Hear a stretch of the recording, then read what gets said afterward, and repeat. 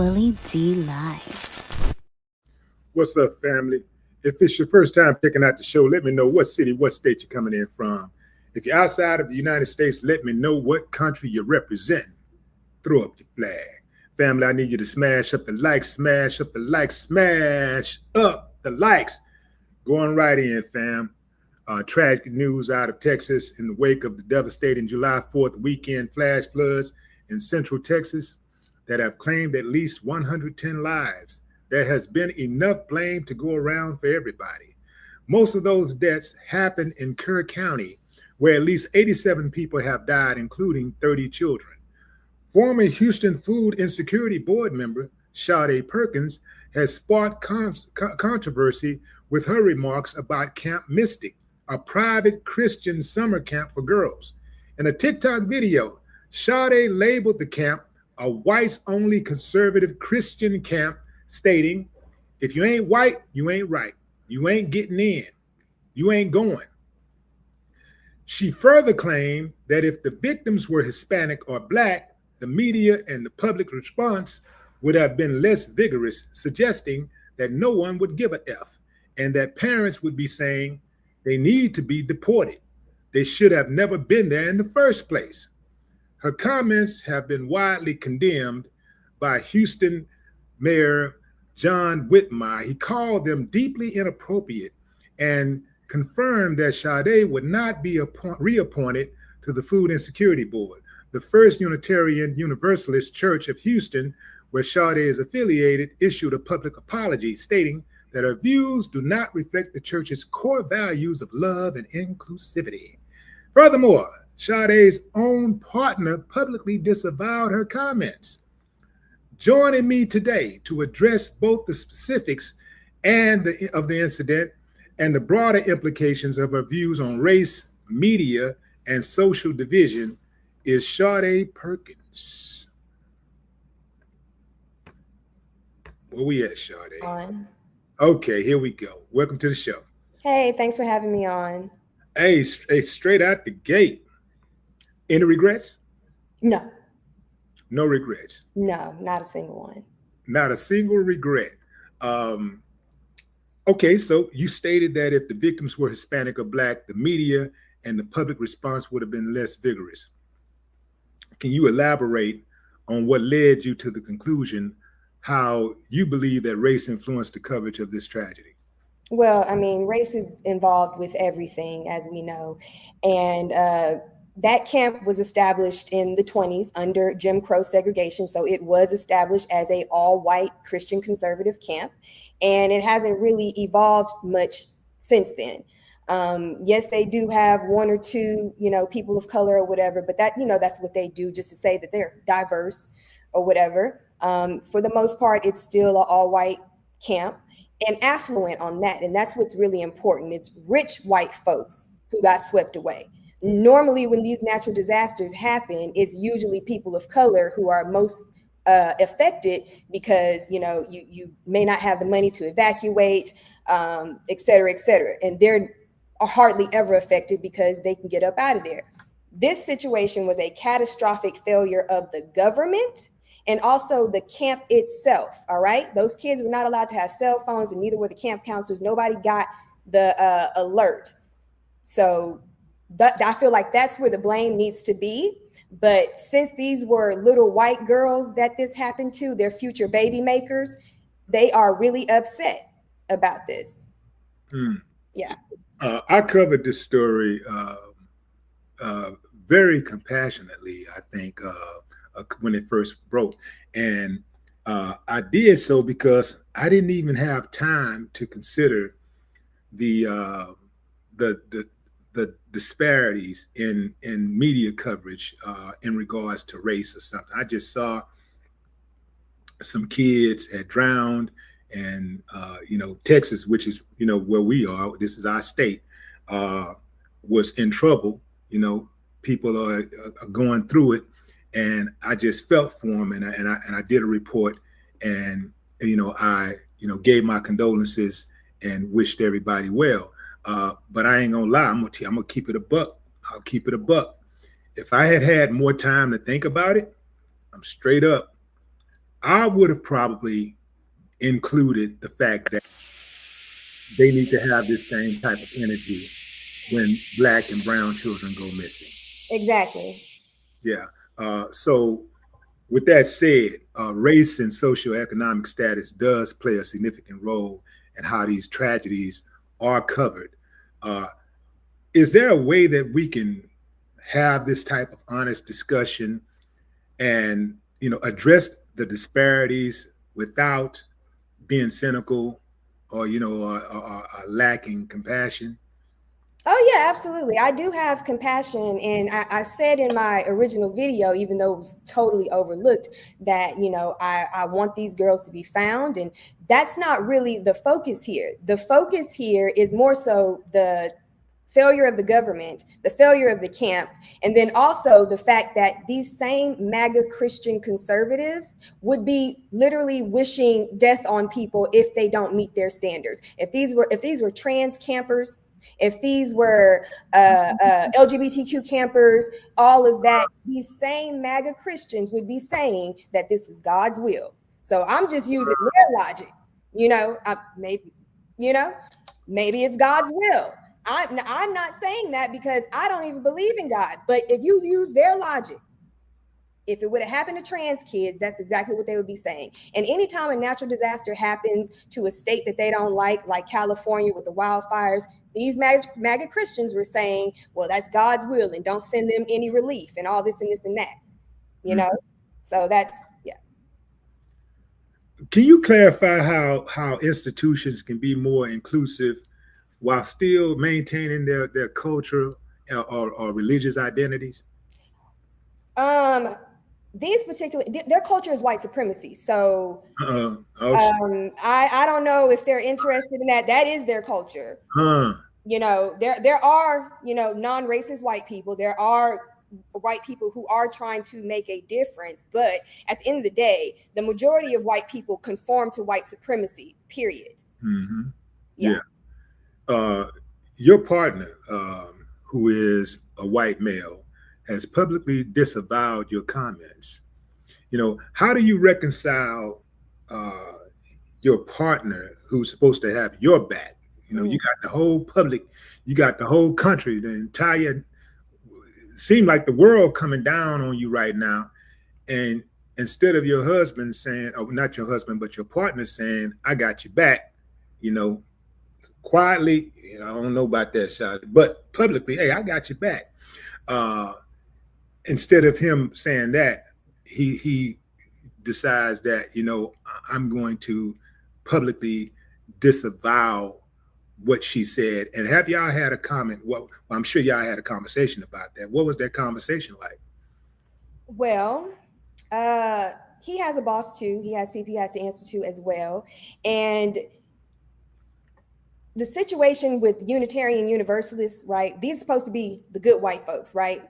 These are supposed to be the anti-racist, open LGBTQ people, trans, all of that to women's rights and body autonomy, all of that. They're supposed to be good white folks. We're having a problem with your signal. It's getting distorted. I'm sorry. Okay, it's good now. Okay. But yeah, these are supposed to be the good white folks, and that's how they, model themselves or whatever. But as you can see, once that white supremacist ire is faced on them, they gonna back down as well. They can't really handle it like that. Meanwhile, Black churches get bomb threats and get shot up and stuff all the time.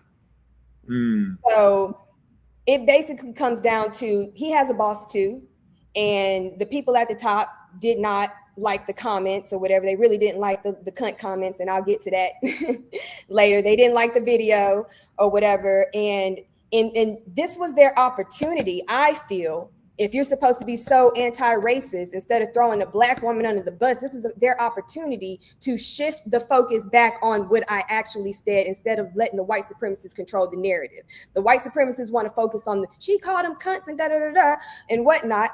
That was a statement made after I'd been doxxed, after I've had a slew of racist hate emails, texts, comments, people threatening to hang me, people threatening to, come to my house, people threatening to do all sorts of stuff and whatnot. And I reacted in that way.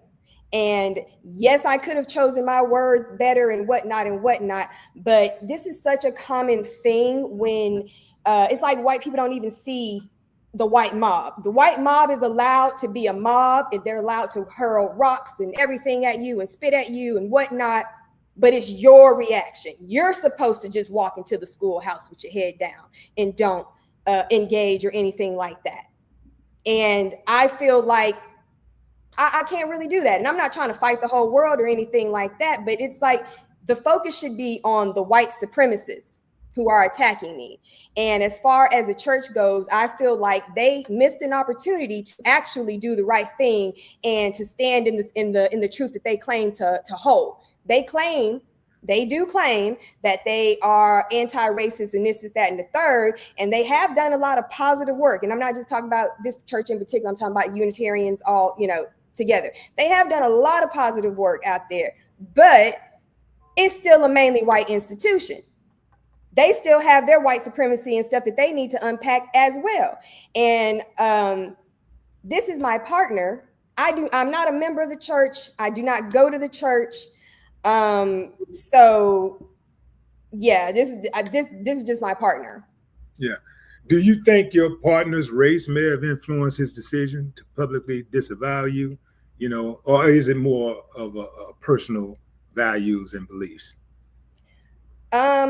I think, like I said, that, they were getting threats. They got, over 300 phone calls and people threatening to blow up the church and all this and this and that or whatever. And they got scared and backed down, and they capitulated to white supremacists. And I do, they just had the opportunity to do the right thing, and so shame on them for that. But your partner has to know how you are. He knows your temperament. He knows your values. He knows your beliefs. So, like, I got a problem with your partner disavowing you publicly. I got a problem with that because he knows you. He knows your beliefs. And whether you're right or wrong, he's supposed to have your back publicly. Even privately, he's supposed to have your back. Privately, you counsel, you tell him, hey, look here, baby, I think you went too far with that. Woo-woo. But publicly, hey, this is what my partner believes, and we're having conversations, whatever you want to say or whatever, but you do not under any circumstances publicly disavow your partner for nobody. I wouldn't have done it. I wouldn't have done nothing like that, because I'm gonna be like, because I got to go home. He was pretty much forced to do it. Pretty much, he has a board too, and like I said, he also has a boss, and these are mainly white people. They're supposed to be the good white people, but these are white people. But the boss can't make me do that though. That's what I'm saying. Like, money ain't that important to me. Now don't get me wrong. Money is important, and I understand that it's a tool that we use to move around and get things done and take care of ourselves. I got all of that. But if you don't know what you will do for money, you better know what you won't do for money. And one of the things I will not do for money is throw my partner under the bus for anybody. If I'm gonna do that, I'm gonna get gone before I do that. Yeah. I'm not gonna have something like that on my record. You dig? I'm not gonna do that. Yeah, they pretty much threw me under the bus and made him the bus driver in this situation, just so they could get away, just so they could stop whatever hate that's coming at the church. And I don't hate, that I do about that, and anybody else who's been affected, who is associated with me, who's been getting calls and things like that. I apologize for that, because I don't want anyone who knows me to be affected by this.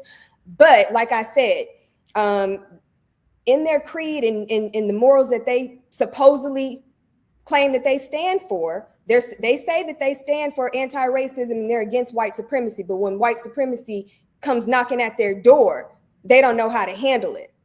And that's just a fact. In that TikTok video, you mentioned that the media would have reported this differently if the victims were people of color. So how would you suggest that the media cover marginalized communities?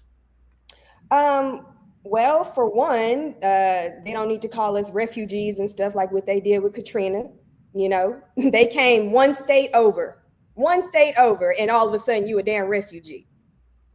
It's the way that they frame it. It's the way, and again with the black people looting and white people getting supplies.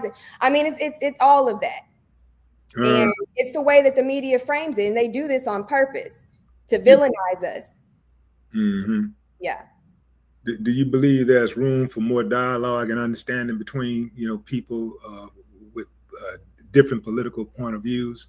And can we get somewhere, like, because we've been having these discussions for a long time. What is your sense of the trajectory that we're on? Can we get there? We are in full-fledged fascism right now. And people need to understand that when the situation changes, you need to change with it. So the thing that you was doing yesterday, you cannot do today and expect the same result. We are in fascism, and people need to put their boots on and understand that. Okay, so I'm sorry, what was the question again? No, I was saying that, do you believe that what do you think about the trajectory? Do you believe there's room for conversations, political conversations, and what do you think about the trajectory that we're on right now in terms of trying to get an understanding and to respect one another? Because here's the deal. This is the way I look at it. Yeah, we got a lot of differences, but our commonalities outweigh our differences. The biggest difference that we constantly spar over is the color of our skin. That's one of the biggest things, and that's a big thing for that would be a big thing for any racist society, because it is what it is. You cannot try to sugarcoat this. America is a very racist country. Bottom line is we got to be. America probably got the all-time. They probably got more medals than anybody. If it was an Olympics, America would win gold damn near every year. Every category too. Exactly, in every category. So is there hope? Is that because there's no hope. Yeah, there's no hope. Wow. There's no hope. And that's just being realistic. Yes, there's room for dialogue. Yes, there's room to work with people and what. But as you can see, these people have thoroughly chosen white supremacy over everything, over their own health insurance, over their own safety, over all the cuts that's happening and inflation. They are choosing white supremacy over all. So if you're going to be a so-called good white person and whatnot, you have really got to unpack that and do your part to use your privilege to dismantle the system. But the thing is that even the so-called good ones benefit from the system, and they really don't want it dismantled. That's what it really comes down to. You left the Houston Food Insecurity Board in January. How did you feel when the mayor fired you in July? Man, okay. What I have to say about Mayor Shitmore is, first of all, I was appointed to the board by Mayor Sylvester Turner, God rest his soul. And that was in October of 2023.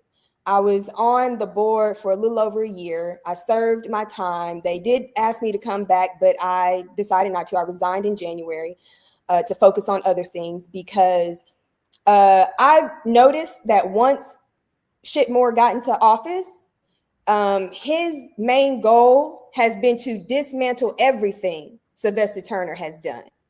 And in my opinion, one of the biggest legacies that Sylvester Turner has left behind was beautifying the city. He opened up the the bike trails. He opened up the bayou to be accessible. We didn't have bike trails on the bayou before this man was in office like that. You know, all of this is in all the bayous, and he's also connected them as well. Nothing but bodies and cars for the longest time. Beautified the city.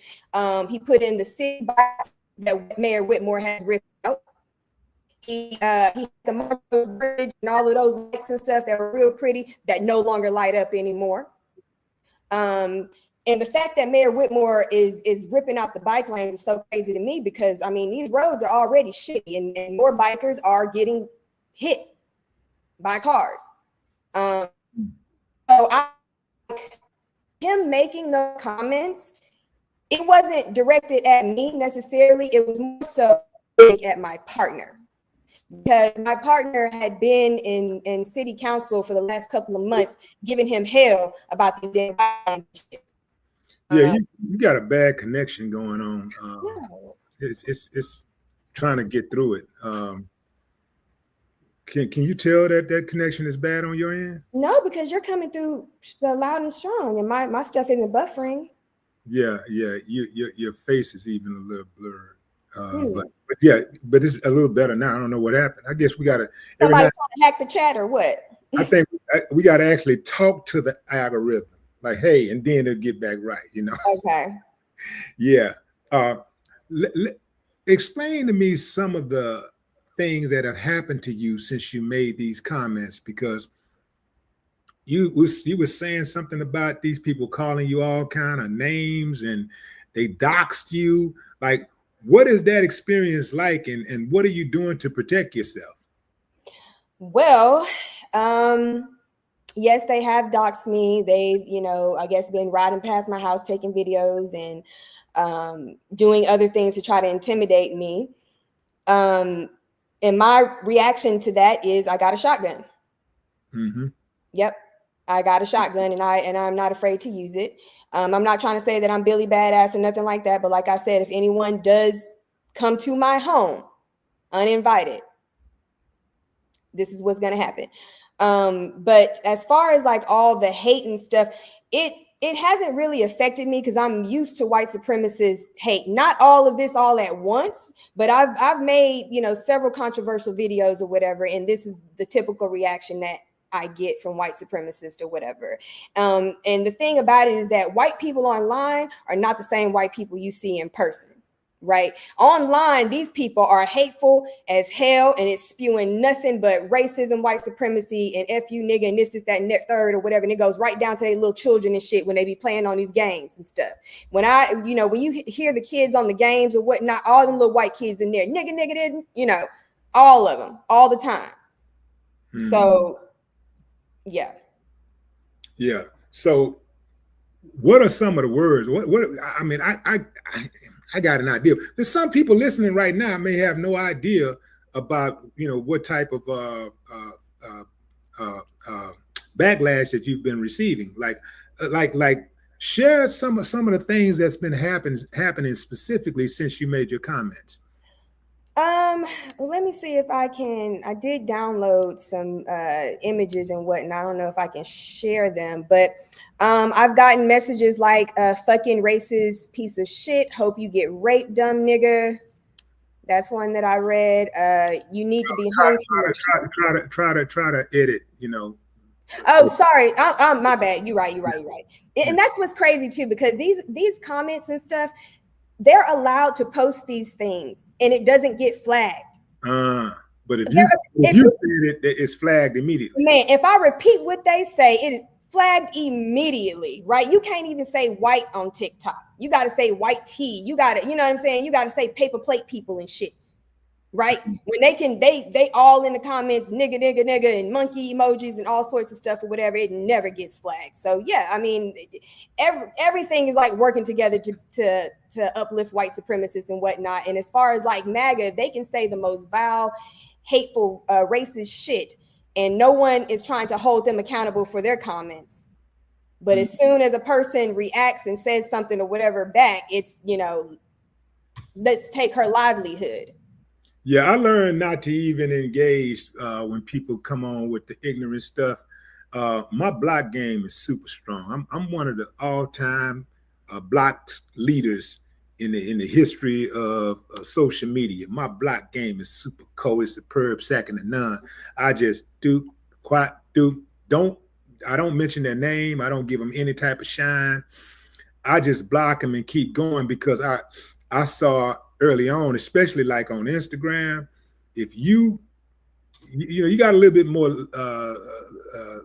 you got a little bit more latitude on YouTube, but on Instagram, somebody can call you out and call you out of your name and say everything, call you everything but a child of God. And if you comment, you ain't even got to use a cuss word. You don't have to repeat what they said. You could just make a comment back and say your mama, and boom, that would be enough for them to give you a strike. They will give you a strike. And this person that called you everything but a child of God, you just reply your mama, and boom, you out of here. So I just learned just get rid of them.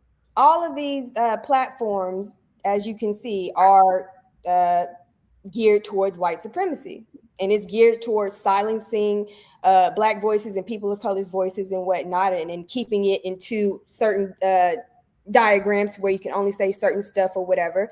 That's literally how the apps are designed, and it's clear. What do you say to people who say, well, they got rid of Alex Jones, and a lot of people consider Alex Jones to be a white supremacist? Yeah, he's definitely a white supremacist, and he's still out there doing his shows. He's not on YouTube anymore, but he's still on, he got his InfoWars or whatever, and he's still out there. And the thing about Alex Jones, I will listen to it just to see what the white supremacists are listening to and what they're thinking and stuff like that, right? And I remember back when Obama was in, right, the white supremacists was all like, oh, he about to do FEMA camps and he about to do this and that, and and they're, all up in arms and whatnot about all this stuff that he's about to do that never got did or whatever. And here come Trump with the actual fucking death camps. With the actually building camps in fucking Florida right now. Sorry, I should say that. In Florida right now. And what are they saying about it? Nothing. Because they thought that this Black man was going to round up all the white people and put them in camps. But it's okay to round up all the Hispanics and anybody else and put them in camps, including children. Let's go back to the comments you made about the little girls. When you posted that comment, let the little cunts drown. Before you posted it, did you think to yourself, like, I know they're gonna go crazy if I post this. I know this gonna be one of the wildest responses ever. If I hit this button, if I hit this send, it's gonna go crazy. Did you think about that and just decided against it anyway? Just decided against your better judgment? Or did you just say, y'all coming at me, I'm going to come at y'all. Y'all trying to hurt me, use words to hurt me, so I'm going to use words to hurt y'all. Not even if you don't mean it, but, you still, I'm going to use these words because I know this is going to get under your skin. This is going to really hurt. Well, out of all the comments and stuff, I didn't know that that one would, be the one, but I did choose those words in particular because I knew that it would get under their skin, because we don't use cunt in a pejorative way. We don't call each other cunts unless we're talking about like you cunty, like the gays and stuff. But I knew that calling them cunts and using that word or whatever would really rile them up or whatever. But it allowed them to shift the narrative. It allowed for them to kind of take control of the narrative instead of focusing on A, the failure of the government, and B, the white supremacy. On my comment to take the attention away from people like Greg Abbott, Dan Patrick, and all these people who are in actual power. I was someone on a non-paid volunteer position on a food insecurity board that was doing absolutely nothing. And it's not like we weren't putting together positions and proposals and things, but the fact that this was a board that Sylvester Turner put together, Whitmore is not trying to hear none of it. So that's part of the reason why I resigned in January, because I was like, this shit ain't going nowhere. Why am I wasting my time? Yeah. What do you hope to gain with your stance? Honestly, because before all this happened or whatever, I had like 6,000 followers, and my videos got like 200 views and stuff. So there was no plan or anything. But now that it's happening, one of the things. Someone set up it's not a GoFundMe, but it is another donation site that a total stranger, I don't even know who this person is, set up. And it's from Give Send Go, right? And the purpose of that is to get a bag. It is to get a bag. There is no other purpose. And also to rile these white supremacists up, because every single time one of these white supremacists hurt, kill, or maim us, they become millionaires, right? And the most recent one that we know of is a lady called a baby nigga on the playground. So a baby toddler the N-word and receive $500 because these people are obsessed with seeing us hurt, murder, and maim. Love to see it on video. It's you're breaking up again. Hello. Yeah, I'm here. Okay, yeah, you're good now. You're good. I don't know what happened. Like, you're not breaking up at all.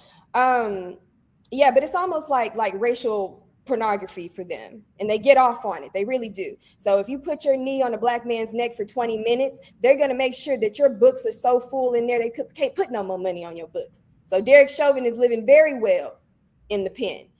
George Zimmerman still running around here signing bags of Skittles, selling his shitty ass paintings for millions of dollars to white supremacists because he killed a black boy. So I don't need the money, but the purpose of the fundraiser is, hey, I'm a black woman. I am being attacked. These people are doxing me and whatnot. And it really pisses them off when we do come together and do stuff like that. Like, they pissed off about the Carmelo Anthony thing that people donated to his defense fund. They're not used to that. Usually, whenever we go down for something, we go down alone. There's not much of a defense, especially financially, that people put together to help each other out, whatever. Not like them. They could be on video. And what do they get? They get a whole slew of free advice. Breaking up again. That's better. Okay. I don't know what's going on, but yeah, I hear you now. Yeah, they get all of that, and plus on top of that, they get tons of donations. So it's really just to uno reverse that. And yeah. I do believe that more black people, if things happen, and I'm not saying like standing behind like legit criminals. That's the shit that they do. I don't believe in that. Like, if you out here raping and killing and stuff, I'm not finna stand behind you. But if something happens and stuff, I feel like we need to stop just turning our backs on each other just because this is the narrative that they're putting out.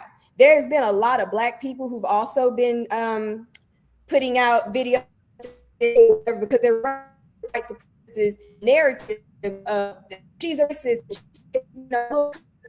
and not looking at. Yeah. You stopped. Last I heard you say there's been a lot of black people. A lot of black people also making videos and whatnot, basically saying that I'm wrong and I shouldn't have did it, and this is that and the third. Mm-hmm. And I'm sorry, hold on. You made me lose my train of thought. But yeah, it's just been a lot of black people, not a lot, but some. Like, what made the video go viral in the first place was some conservative black Republican guy who I've never heard of before stitched my video and said that racism isn't real and you're just a victim, and then proceeded to send his white supremacist followers to my page to do all of this. This from a black man. So this black man actually fixed his mouth to say racism isn't real. He sure did. And then let me just address this right here as far as being black and dating white people or dating outside. outside the race. I do not care who you date or anybody like that or whatever, but it's about, are you going to be bashing Black people just to justify who you're dating? I don't need to bash Black men. I'm not that type of person. I don't need to bash Black men. I will speak on issues that we may have or whatever, but it's no bashing. But I will be honest and speak on issues and say my truth. And some people might take that personally, but no, there's no bashing at all. I don't need to justify who I'm dating or whatever by bashing or whatever. And some, not all, but some Black men who date outside, that's their MO. Their whole personality is beating down Black women to uplift their white queens. And it's like, it's just so unnecessary. And I think that that's why a lot of people automatically off the rip have, negative thoughts about interracial relationships, because you're thinking that, okay, if you're dating this white person, then you must be, like one of them, and, thinking that, right? Right. Yeah. So just to be clear, in regards to little girls who drowned in the Texas floods, you're not happy that they drowned.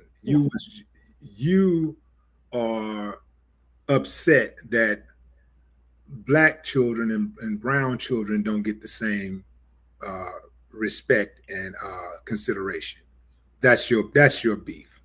Yes, but also white supremacy hurts everybody, especially white women and children. How so?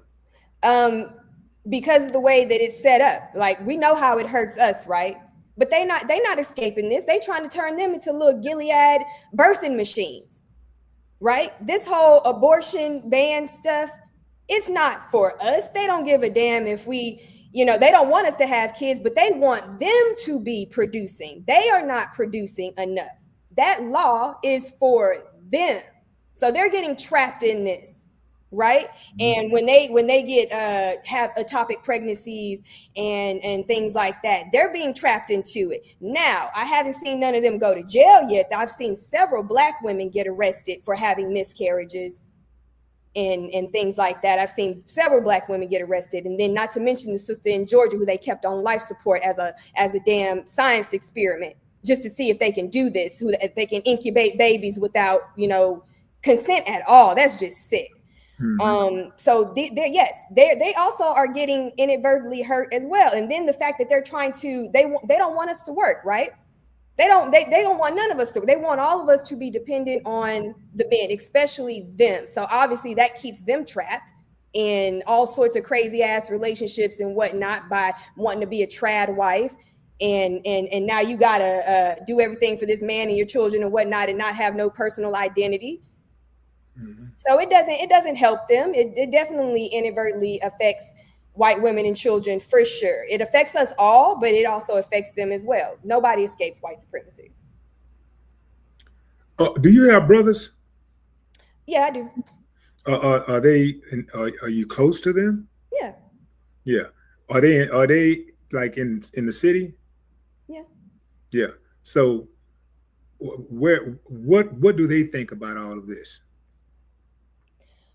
I haven't talked to my brother about it, but I did talk to my sisters, and well, at first they're just concerned about my safety. That's first and foremost. They're concerned about my safety. They understand where I'm coming from. I've always been this way. It's not like this is something brand new, but like I said, I just don't like that other people, because they've been getting phone calls and stuff too. People associated with me have been, the white supremacists have been all in their shit as well, trying to intimidate them or whatever. But they understand, they know what it is. Wouldn't like a person calling you a racist, and while at the same time making racist comments defeat the purpose of calling you a racist in the first place? Like, I find it very ironic that, that you would call somebody a racist and then actually prove their theory about you. Right. because that person has called you a racist before. The person calls you a racist, and then you go about trying disavowing their comments by proving their comments to be correct. Right. It's the weirdest thing ever. It's the weirdest thing ever. Because it's almost like, since white people are like the default or whatever, it's almost like people don't see what they're doing. You know, that they can hurl the slurs, they can throw the rocks, they can do all of that, but it's your reaction that everyone focuses on. Mm-hmm. So yeah. Anything that you want to say before we move on? No, other than go ahead and find my my not GoFundMe, but my fundraising page or whatever. Donate, run it up. Go ahead and do that. Yeah, these people have been, this whole onslaught of just racism, especially once the mayor said something and then just sent all this racist ass hate my way. You know, it's been a lot. It has been a lot, but the fact that I'm not shaken, I'm not scared, and I'm not backing down from what I said. I will somewhat kind of walk back the cunts comment or whatever, but I'm still, the reason why I stand on it is because, like I said, I'm getting all this racist hate, and that was just a normal reaction that a human being had. Should I have chosen my words a little better and not said that? Maybe so, but I still stand on what I said. And as far as the campers, like I don't really want to, talk about them too much or whatever, because they are deceased, and I want to respect the dead or whatever. My issue is mainly with the government's failure and all of that. Yeah, gotcha. All right, there you have it, family. Ladies and gentlemen, Sadé Perkins came in and faced the firing squad head on and survived. Thank you for coming on. Thank you for having me. All right. All right, ladies and gentlemen. Okay, so what's the verdict? Give me a thumbs up if you are in agreement with Sadé's comments. Give me a thumbs up. I would say in agreement, minus the. No, I'm not going to say minus. You're in agreement with Sadé's position. How about that? Not comments, but her position. Give me a thumbs up. Thumbs down if you say, nah, man, nah, she out of pocket. Before I do conclude this episode, I do want to thank Derek Muhammad for making the connection with Sadé. This is. I will say this, family. Sadé said out loud what many people think silently. And when I say many people, I'm not just talking about black or brown people. White people know what's going on too. So they say the same thing silently that she said out loud. They know about the bias that's going on. This is an ongoing conversation. This is not a brand new conversation about how the media cover the loss of white life or missing white children and adults versus how they cover the loss of black life or brown life and missing children and adults, of that group. So this is not some new phenomenon. This is ongoing, and this is something that the media actually did. The media created this atmosphere, because if it wasn't such a disparity on how they cover these cases, Sadé would have had nothing to say. And whatever she said would have fell on deaf ears. She would have sounded really foolish to even more people. She sounded foolish to the white supremacists and many people who think that was just a really, really bad and out-of-pocket thing to say. But there's a lot of people that echo her sentiments. She don't sound foolish to a whole lot of people out there. To a lot of people, they empathize. They can relate to it. This is an ongoing discussion, fam, and it's not something that's going to end anytime soon, because I suspect that the media gonna media. That's my time, fam. Until next time, enjoy the rest of your morning, afternoon, or evening, wherever you are in the world. No more talk.